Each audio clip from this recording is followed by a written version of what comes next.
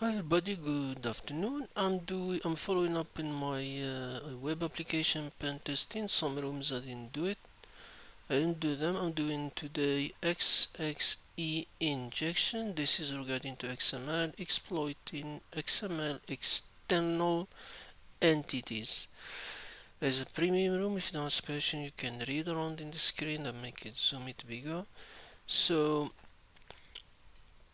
uh, the first is more like a theory. You don't if you, it's better bit of practicing in the labs, but the first ones is more theory. Don't confuse yourself too much about them as you learn by practice. So XSE XML external entity injection is a type of security flaw that exploit vulnerabilities in an application XML input. It occurs when an application accepts XML input that include external entities referenced within XML. Attacker can leverage this vulnerability to disclose local files, make server-side requests, or execute remote code. Mostly is the reading file for this type of things. Given what's widespread use of XML in web application, particularly in web service and SOAP-based API, the severity of this vulnerability can't be underestimated. Objective is recognize the fundamental concept and danger of set with XSE injection, identify vulnerable XML processing configuration, develop technique for detecting, exploiting, mitigation. Some request the introduction of XML. It will tell you in this room. The lab, of course, we have the application. We have what's this Linux terminal, and we have Burp. I will use also a Caido later on. The first one is exploring XML. If you know, XML usually is a markup language driven for SGML, standard generalization markup language, which is the same stuff HTML is based on. XML is basically, if you don't want to confuse too much about reading, you can know the XML structure is always the definition and the version, then some kind of blocks open close like here the user ID 1. The reason is easy to send to read with different language. Data is clear, you know what's what, like age, you know, name. So the basic XML structure you can see it's straightforward. As I said, this one is declaration indicate XML version element. So proper XML structure usually like that, wherever you open you close later on. This is a nest list. You can, for example, address, you can break down city, so it's easy to understand. Common case use, for example, XML is widely used in web application for nowadays also JSON, storage configuration and all of that. What is XCLT? Extensible Style Sheet Language Transformation is language used to transform and format XML document. So basically, this was something where for us interesting for XSE is data extraction can be used to extract specific data like a read file. That's one of the things we're interested. Entity expansion. This is also later on we'll use this technique for this task. The out of band. That's one of the things dangerous part. This one. This can allow an attacker to inject malicious entities. They will see later on. Data manipulation and blind XSE. So that's what they use for. The DTDs or document type definition define the structure and constraint of an XML document. They specify the allowed element, attribute, and all of that. This is where usually for an attacker you don't need to confuse yourself too much. It's more, but you can remember the structure or put notes on something, and all of that will are specified using doc type usually, because when we come now to the labs we'll practice all of this. DTT and XE, that's why our interest. DT play a crucial role in XSE injections, so they can be used to declare external entities. That's where the whole story.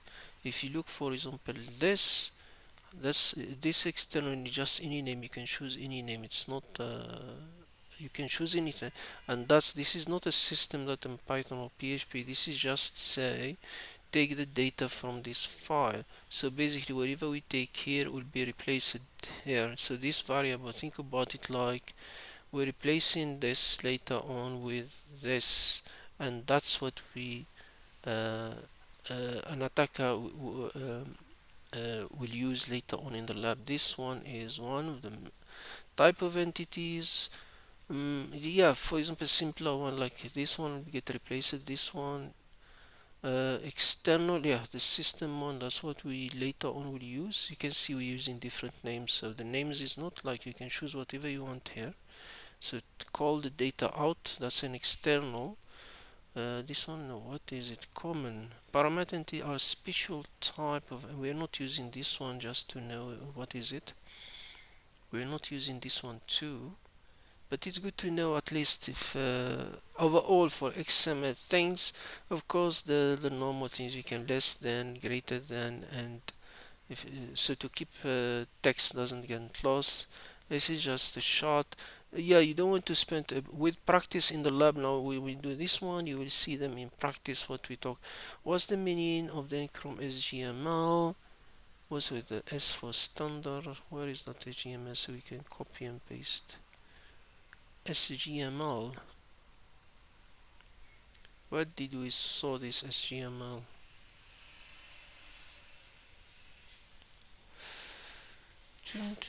XML entity. This is the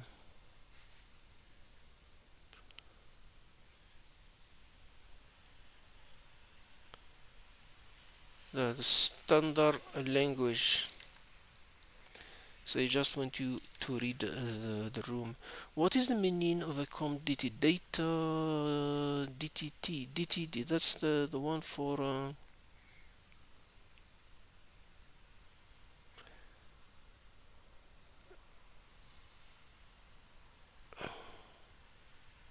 document type definitions. We'll use this one later on. So let's go quickly. I want to go straight to the labs, guys. So XML parsing. Parsing is a process by which XML file is read and its information is accessed and manipulated by a software program. XML parser convert data from XML format into structure that the program can use, like Doom tree or something. Yeah, we have a couple of them. You have a Doom. Doom can read everything in the memory. Well, I think this one, they are memory based, all the thing. We have Sax Simple API. Parse XML data sequentially without loading the whole thing in document. Stacks and XPath. So this one is just more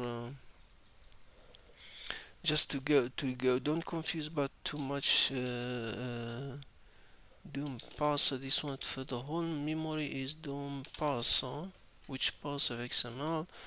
Now we can go to the lab so we can practice instead. We can see, for example, remember when we talk about the structure, the file, that's how now we can see them and we can practice so we can understand what they are.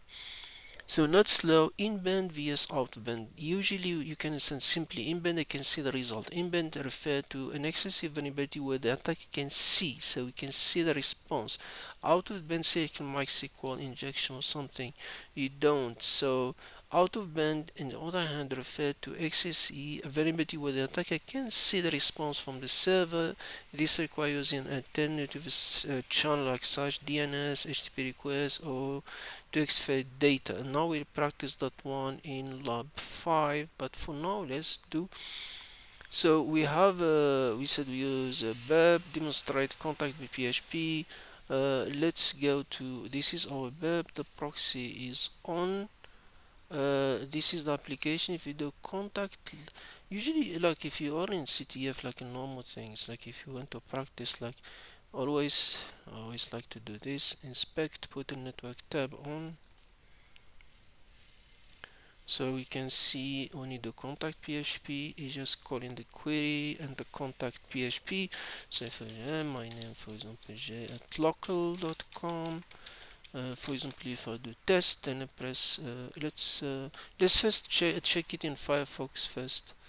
It said thank you, so it reflects the name. Yeah, when you see something reflect, not to jump straight to XSE, it can be what that one? Template injection, if possible. Your message has been received, and if I press OK, you can see there's a variable now contact, so it send it to contact,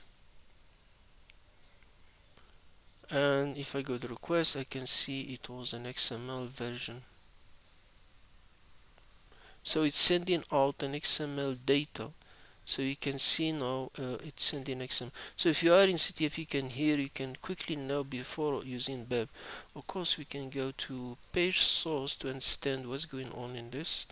Does page, if I go, uh, we have, no, this is just a, oh, we have a script. Eval post, you can see, we know it's contacting the contact PHP. Uh, and it tells you it's an application XML, so you can know it's an XML thing. We know from the now. Let's go to our friend Burp because it's easy to test things there. So if I activate Burp now and press submit, now I can get our Burp and I can see send to repeater. And here we can have and you can see it was an XML, and here that's a standard XML. We have the version, we have contact, but we know it reflects this. So the question is what we can do with this. So we can inject something there and we can get, and that's where it came from. So we can know this screen.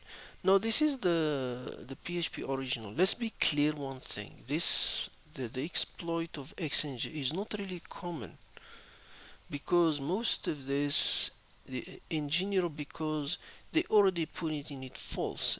In default this one is active, so basically this is like someone makes sure that to have an the application is vulnerable.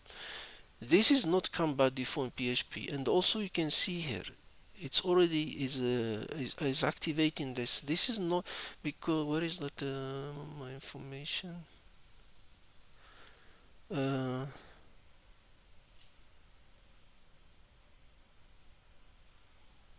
why is that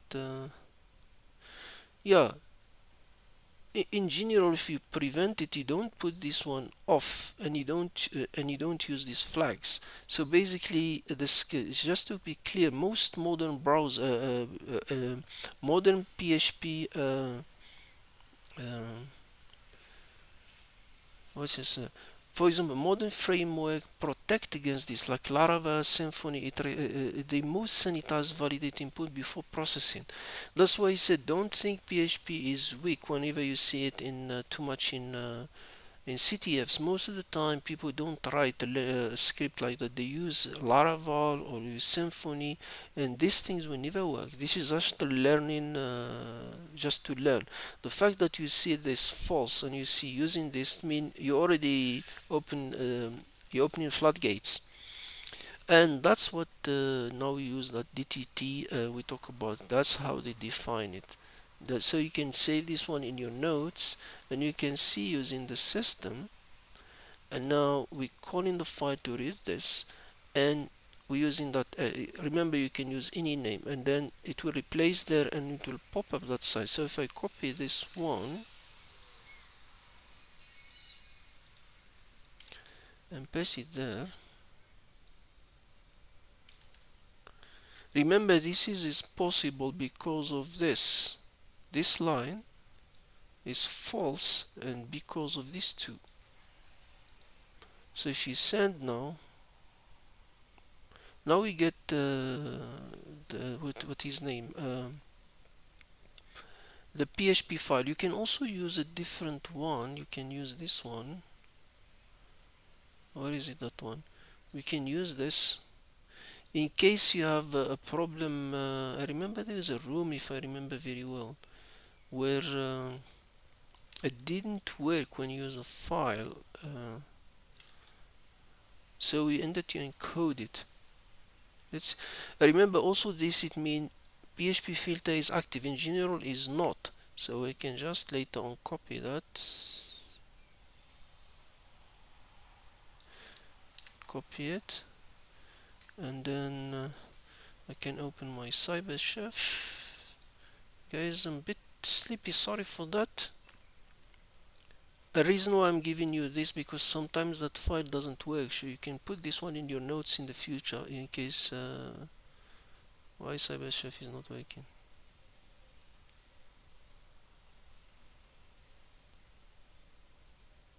Or the burp. Let's switch burp off.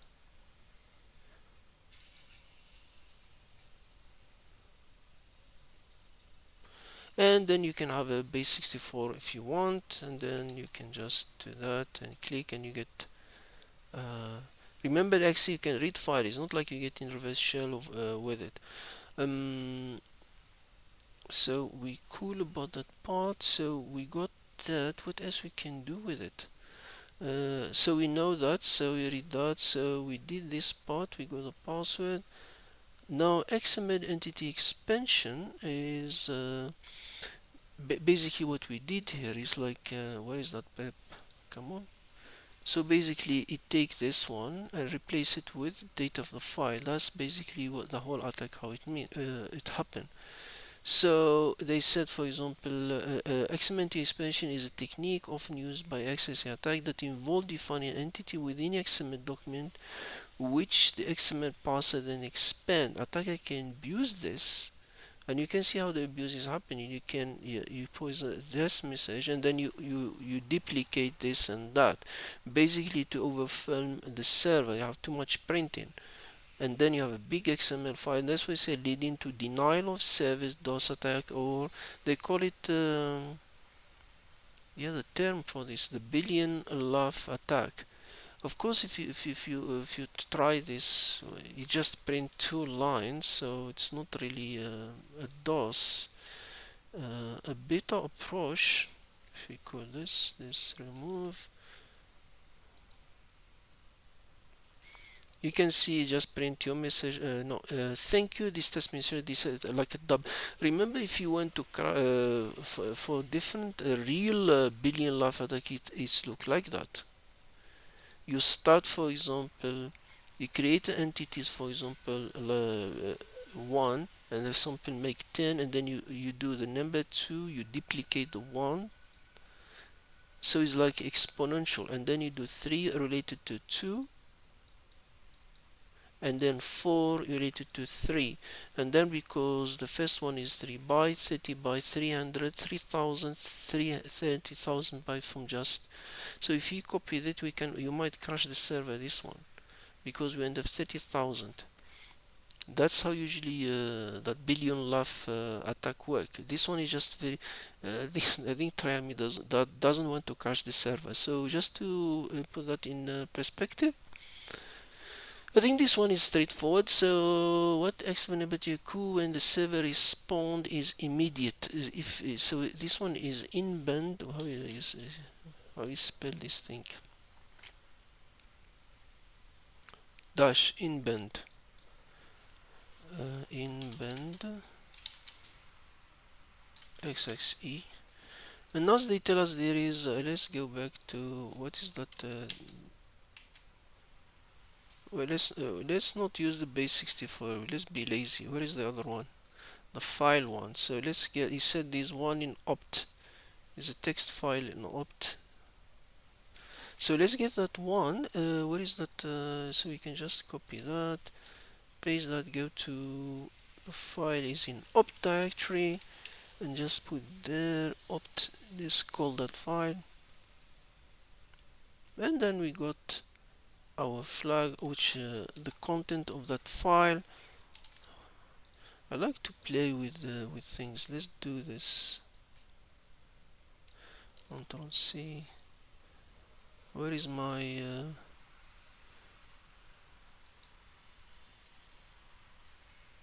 edit and reset? No, not you.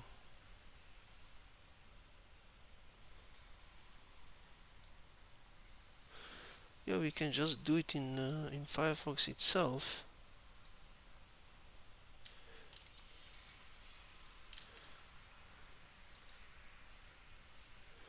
Response. Oh, we got the flag too. Sometimes I get lazy to use Burp, so you can find it also here. So it's not like it's a magic things. So we got the flag. Let's go now to more out of band. The issue of out of band, basically we don't like out of band is in index.php. Let's first, you can see also the example there.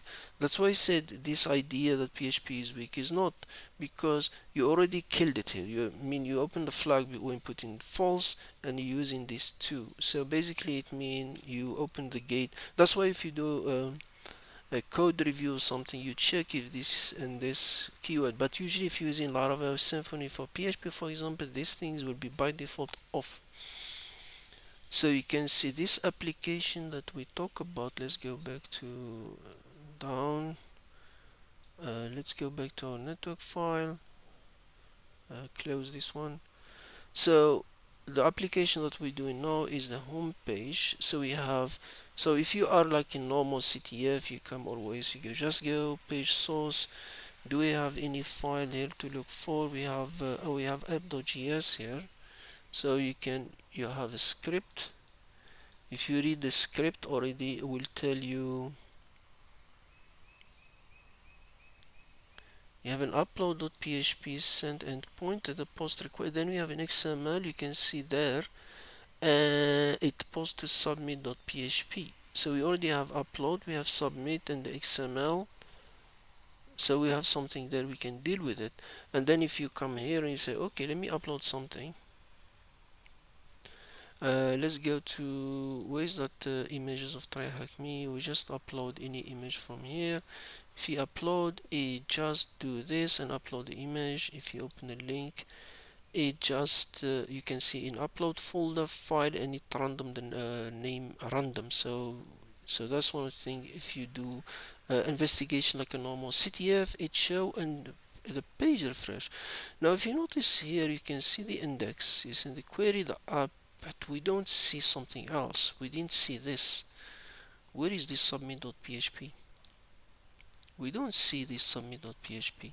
So basically because the page refresh itself, we don't see it. So what we can do, we can click this one and we click persist log in Firefox, so it doesn't refresh itself. So I click persist log, then try again. Let me check another CSV. I don't know if I accept it. Let's take that one. Now look what happened in again. Now where is it?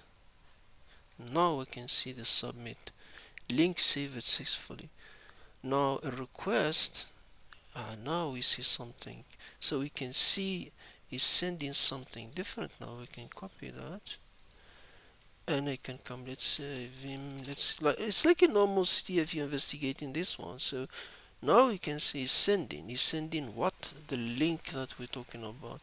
And if you remember before, we can use the same technique before to call, because when you see this, you say, oh, let's call our server. Now we can do the same things. Now you can see you can investigate straight in Firefox. Otherwise, we can just go again and upload and do the burp and just click the mesh and submit the file. If I go to burp now, where's the proxy? Where is that last one? You can see the upload. You still didn't see the history. And then we have the HTTP history, of course. The last one is the uploads. Now where is the interceptor? So if because it's not uploading yet, you can see the image file. If I click forward now, it send it, and then we can see our submit file, and now we can control this. This is the file, so we can send to repeater. Of course, now you see it in the history. You have the submit file. Now we have this, the one that we can control now. And you can see what else we can do about this, and it tell you here exactly we did all of this. Center repeater. I know the trick is to use our server, and remember what he said, using the payload below, replace the values and his is to test that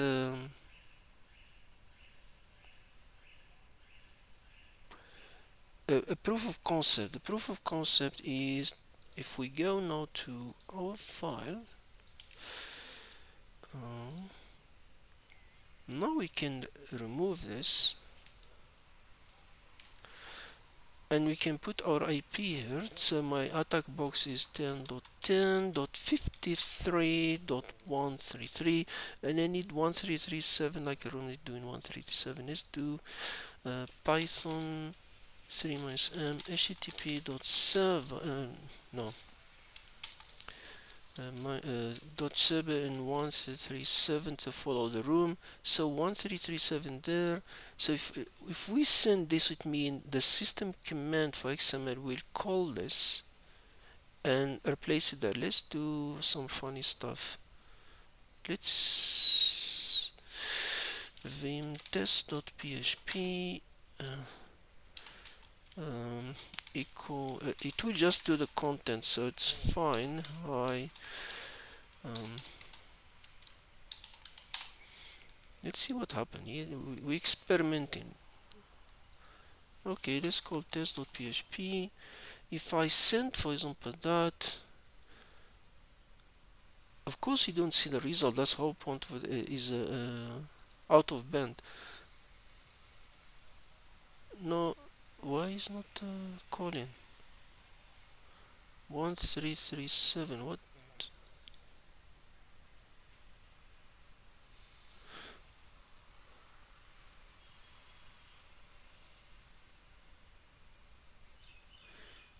10.10.53 133 1337. The port is 1337. Huh. What I did wrong here?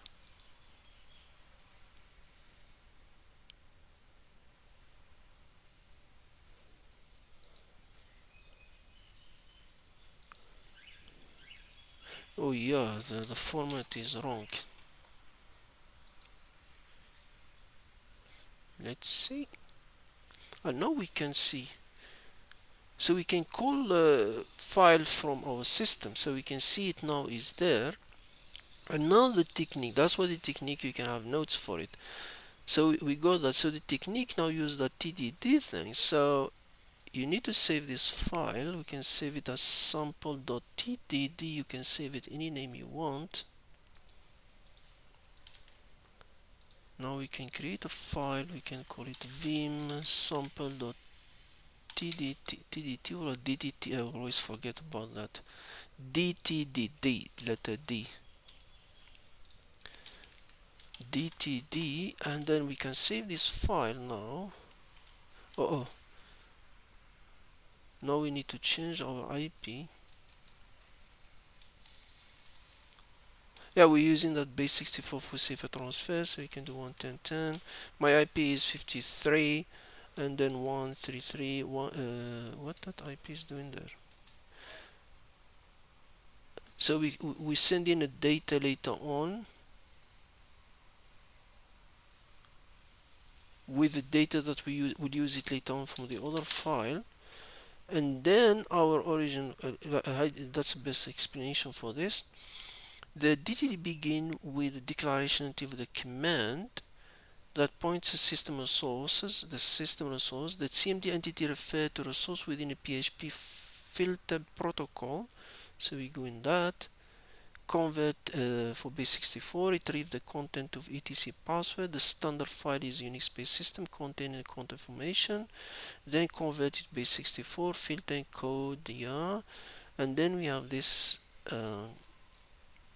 entity contain another XML entity declaration xfill, which has a system modifier pointed to the attacker control server.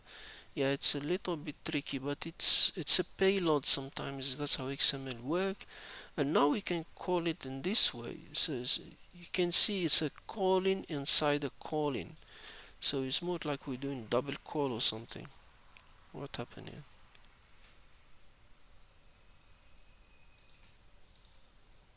I'm trying to understand. I get confused, to be honest with you.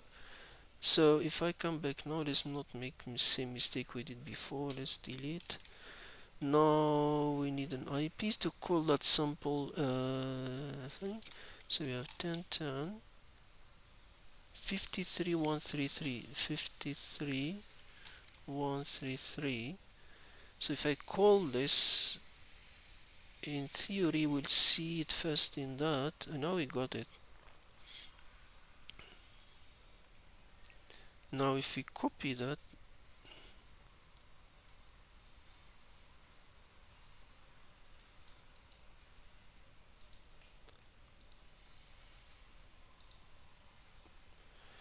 and go to, I think it's the same file. Do we have users? Let's see if we can get anything. We have TryHackMe file. It has a binary SSH. Huh. You guys thinking what I'm thinking?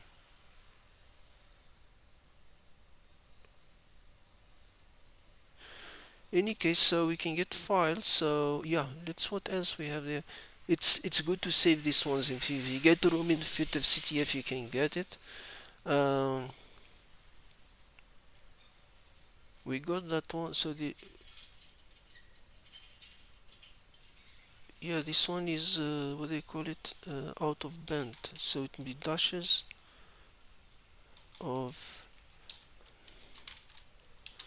band XXE. So this room, I was thinking to get SSH key if possible, if there is SSH key there, but I'm not sure if we can access the TryHackMe user. What else we can do with it? You need to define that. So if you want to change, what was that?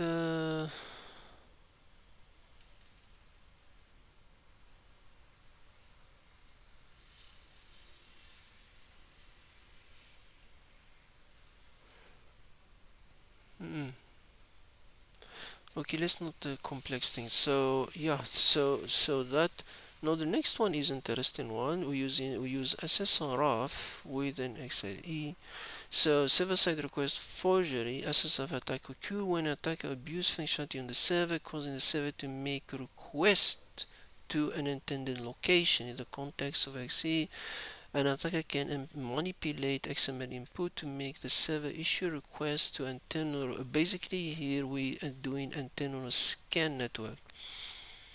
Now, they said consider a scenario where a variable server hosts another web application internally on a non-standard port. An attacker can exploit X vulnerability that make the server send requests to own internal network. And here's, for example, using the capture request from the in-band XSA key. The first one. What exactly we're doing here? The first one. Where is the first one?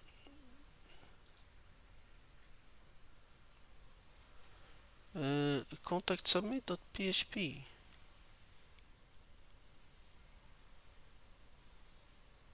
We can use this one. Let's try it quickly if it's that one. So we can use this one. Let's copy it. That's the one we used before. So the interest, no, we can just forward to intruder this one. We're trying to do something there. Okay, I don't need you.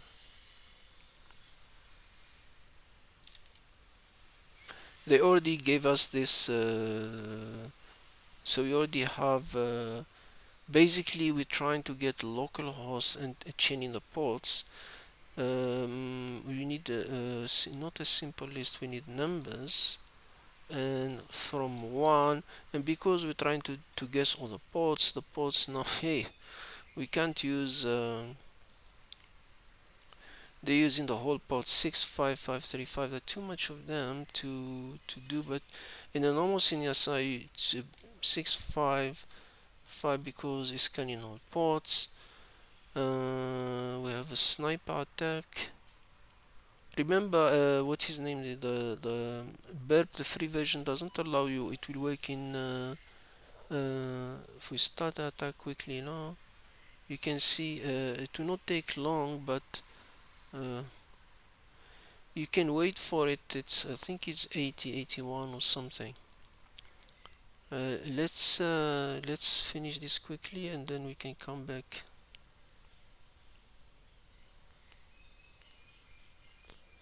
Yeah, because you do 13, then you wait. So you guys, you can let it play so we can.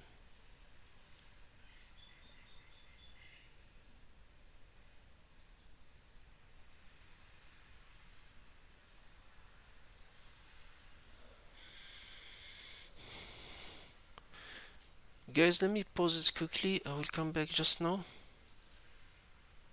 Hi everybody, I'm back now because this the free version. We can stop it because I know we can do the length because I did the room before. So I know the if I click the length there, we can see the 322.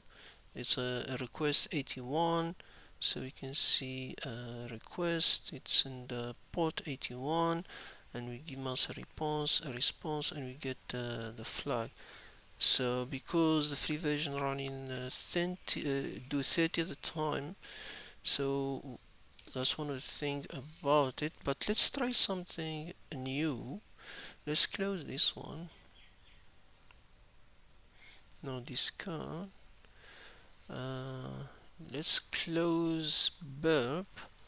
Let's do. Are you sure? Yes. We don't. We don't need it anymore. Now let's get Caido. These new things, because remember, because the free version doesn't allow us to do this because remember we said to do where am I going now, that 60 50 with BEP will not work. You need the premium version of BEP, the paid one. So we have now let's do this close yeah, it's on port 80 because it's already configured. We go to, let's see if it does work.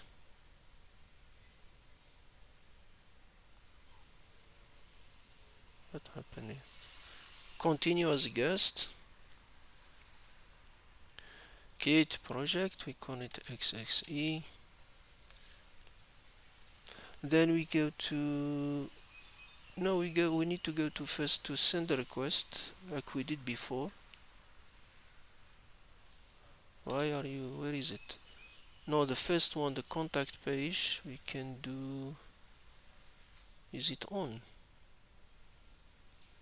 Yeah, we can say get local test, and then we can, okay, let's go to Caido, HTTPS tray. We're looking for that submit button. Where is it? No, I'm confused now. Contact BHP is the upload one. The submit is the request. Uh, Send in Caido we do automate. Where is that automate again? Automate. Now we can go to, oh no. Where is that?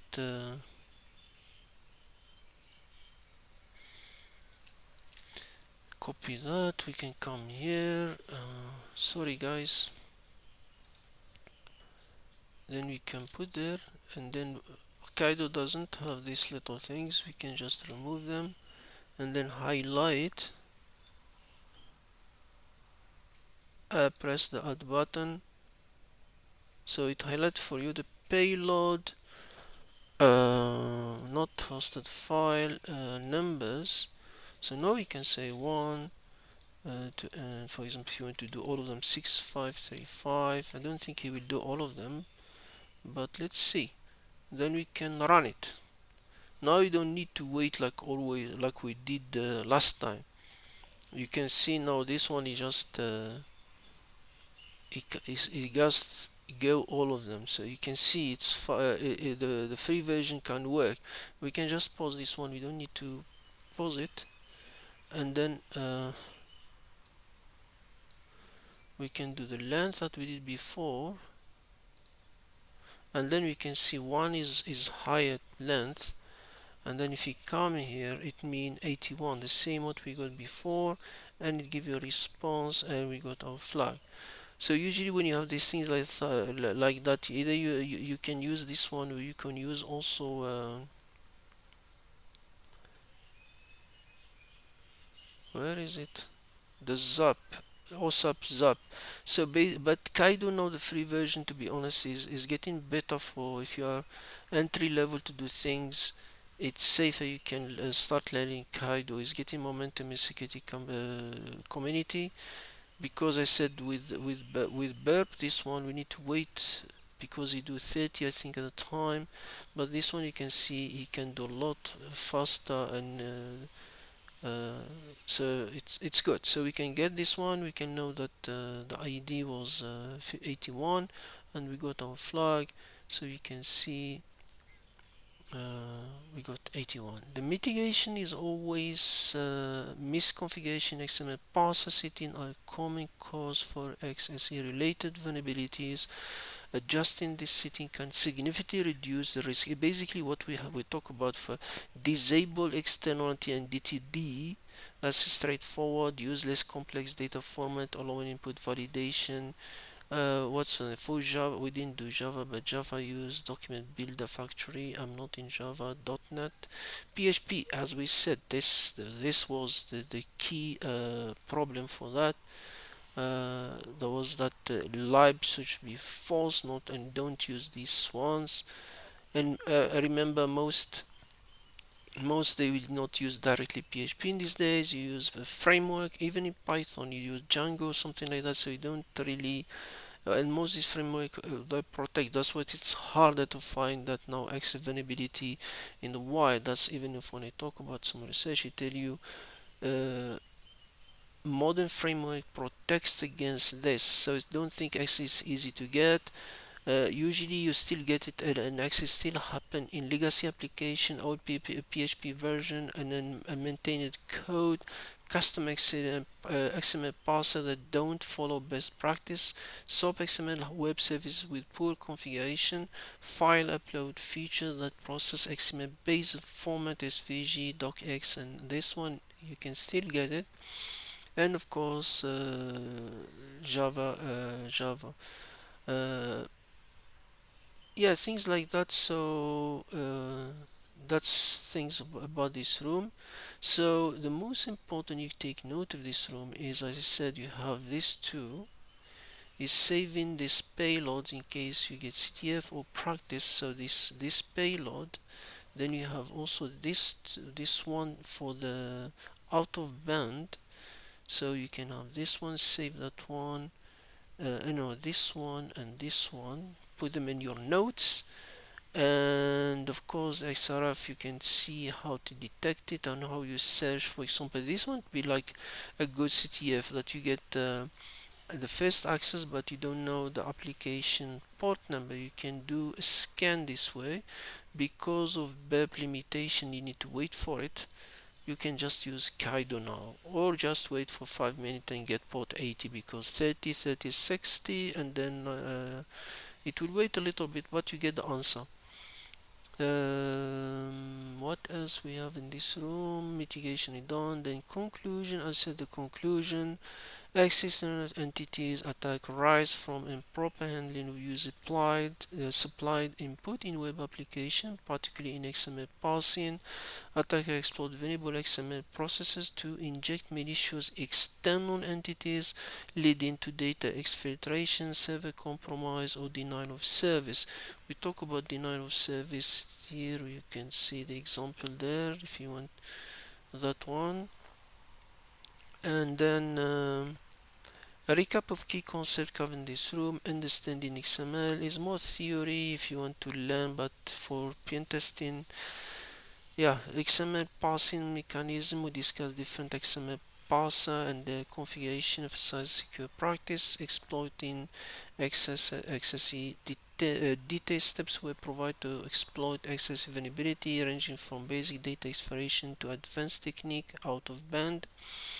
And then you have this one also interesting, SSRF. We explore the concept of SSRF attack via XSE for out of band data exfiltration and how to scan internal network using this attack. And some mitigation, of course, but if you write in the language, most of the framework will protect for that. But doesn't mean that if you're doing code for old version or something, you know what to look for. You look for directly It's like you search for this keyword and you search for this and you search for this. If you find them, it means there's a chance for vulnerability. So yeah, this is the room, and wherever TryHackMe does freeze my computer. Yeah, this Caido, I'm start learning it too. Thank you very much. Please guys like and subscribe, help the channel. Thank you very much and have a good day.